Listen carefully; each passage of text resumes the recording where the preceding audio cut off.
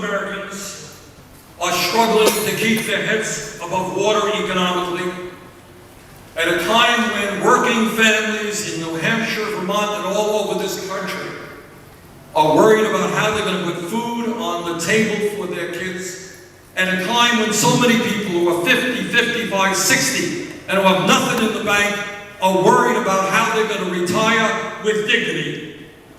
The Republican Party recently passed a budget which makes an horrendous situation even worse. If you can believe it, and do believe it, because I'm the ranking member of the Budget Committee, and I know something about this. What the Republican budget did was throw 27 million Americans off of health insurance by ending the Affordable Care Act and making massive cuts in Medicaid. Can you imagine? No. We got 35 million people today without any health insurance. Our job is to guarantee health care to all people, and they simply throw 27 million people off of health insurance. And when you ask them, as I do, what happens to those people? How many of them die? How many of them become much sicker than they should have been? They have no response. None. But it's not only health insurance. They make massive cuts in Medicare. They make huge cuts to nutrition, and they cut the Pell Grant program by $90 billion. Now, let me say a word about education, because this is a huge issue. It is a huge issue. You know, education and learning is what, as human beings, we try to do every day. That's what life is about, to be learning all of the time. But in addition to that, we live, as everybody here knows, in a highly competitive global economy. That's just the facts. And we do not succeed as a strong economy unless we have a well-educated workforce. Everybody knows that. And yet, today, you have the tragic situation of hundreds of thousands of bright, qualified young people who have given up the dream of going to college because they simply can't afford it. And this is a tragedy for them, for their ability to make it into the middle class, but it is a tragedy for our country because we are using all of their intellectual capabilities. We're not allowing them to flourish intellectually, to become the doctors and the scientists and the nurses and the other professions we desperately need. How dumb can we be by allowing that to happen?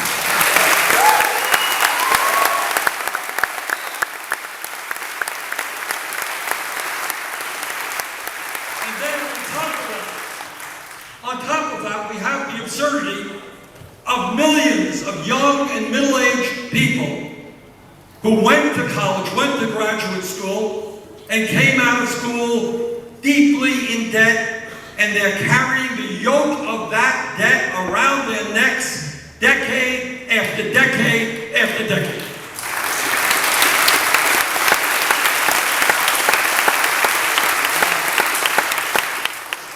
A number of months ago, I spoke to a young woman in Burlington who committed the crime of going to medical school, becoming a primary care physician, and working with low-income people, exactly what we need in America.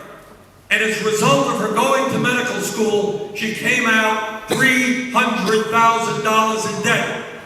I've talked to dentists, and we have a major dental crisis. We need tens of thousands more dentists in this country.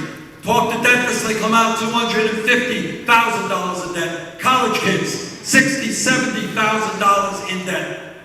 This is not what a sane economy is about.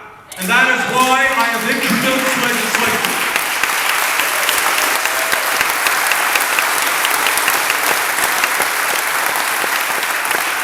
And that is why I have introduced legislation that would make public colleges and universities tuition free.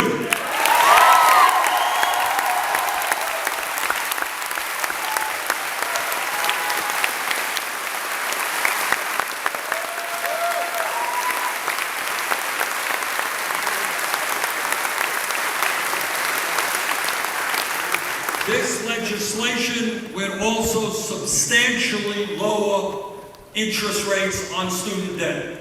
It makes no sense to me that we have people, a guy in my office, paying 9% interest rates on his student debt when you can refinance your home for 2% or get an auto loan for 1%.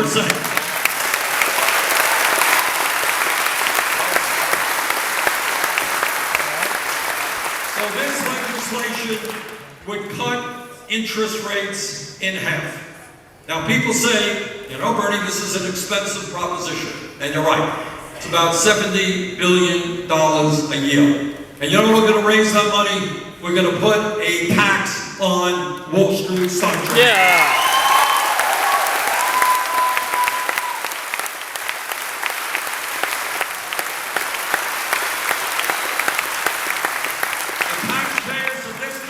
Bailed out Wall Street. It's time for Wall Street to bail out the middle class.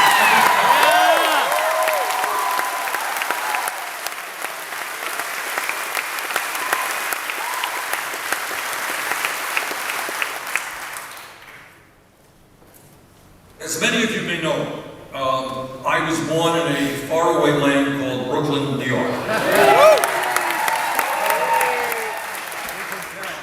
And my dad came to this country at the age of 17 from Poland without a nickel in his pocket. And I reflect and I think back about how extraordinarily brave that was. Came to this country, didn't speak English, and that's the story of millions of families. Look up from Ireland or Italy or wherever, Latin America.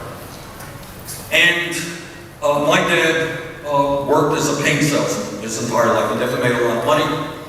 And we were solidly middle class. And my mom had a dream. That her dream was that we would move out of the 3.5-room rent-controlled apartment that we lived in Brooklyn, and that maybe we would get a home of our own. She died young, and she never fulfilled that dream. But what I am standing before you today to say is that tens of millions of families in America are in exactly the same place that my family was in.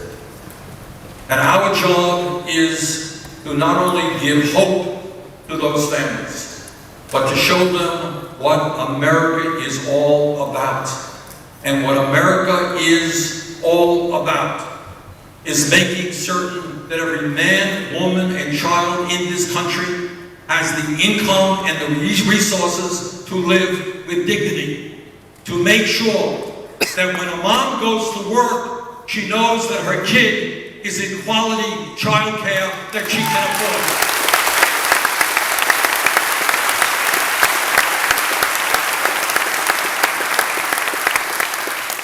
That parents know that regardless of the income of their family, their kid is going to get a college education.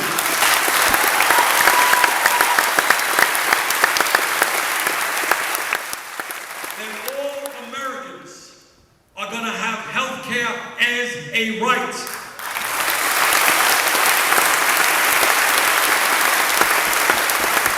That this country once again is going to be a leader in changing and fighting the climate change disaster we see in front of us, and that we are going to be a leader not only for economic and social justice, but to do our best in a difficult world to create a world of peace.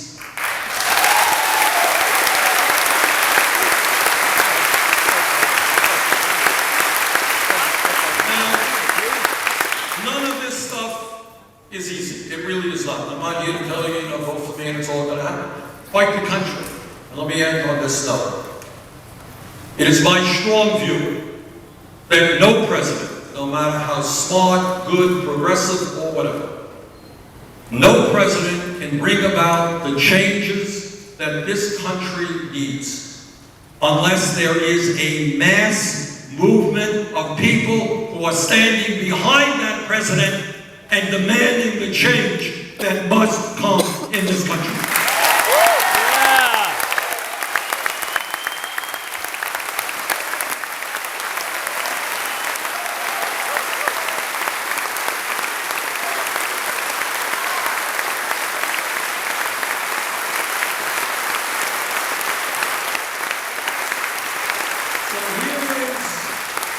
Here is the bad news for you all.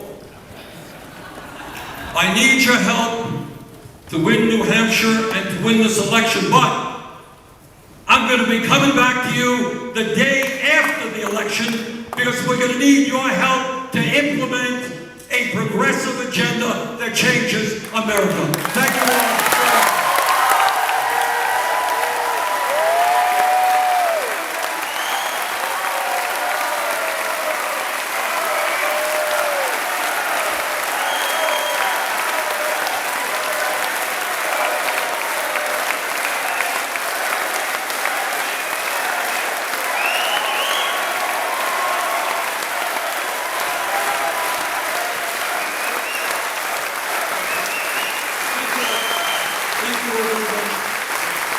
What I'd like to do now is to take some questions and comments. Bill, raise your hand. Paul's in the middle aisle right here.